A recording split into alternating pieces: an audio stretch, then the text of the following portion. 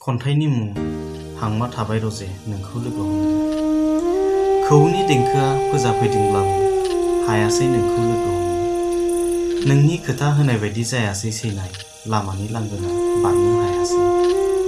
कभिड-19 जोंखौ लामा होथेनानै दोनो। नोंनि आर'नाइ गामसा थिनानै दोननायाव जोथोनै दोनथ'दो। सम मोनब्लानो लोगो हमलायनोसै। हांमा हांसानि रादाब फोरमायलायनोसै। जिंगा दासि दाजा अमासि नोंनो आंनि जिउआव थैस' थैस'। लाव फान्थावा रागलांब्लाबो मेगननि नोजोरा गोजान जाब्लाबो गोरबोआ नोंजोंनो सना।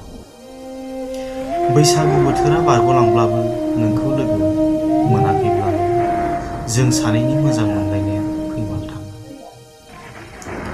दुखु दाहाखौ बावगारनानै गोदान बोसोरनि गोदान मिजिंजों थांखि लागोन दिना जाबावगोन नोंजों आंजों।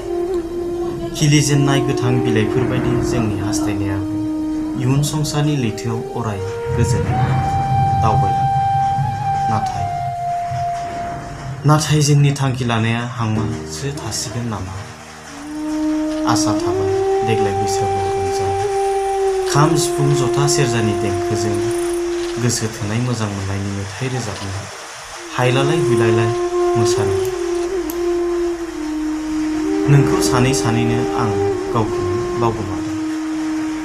इन्जुर खना खना थाखोमा थाखोमा बारि खनानि दाउ खौवौआ गोदै देंखोजों मेथाइ रोजाबनायखौसो नायखोमा हरफ्लांदों। लकडाउना जोबग्रोथोंसै सना नोंनि आंनि मिजिंआ जाफुंथोंसै। देग्लाय नङाब्लाबो खालमासि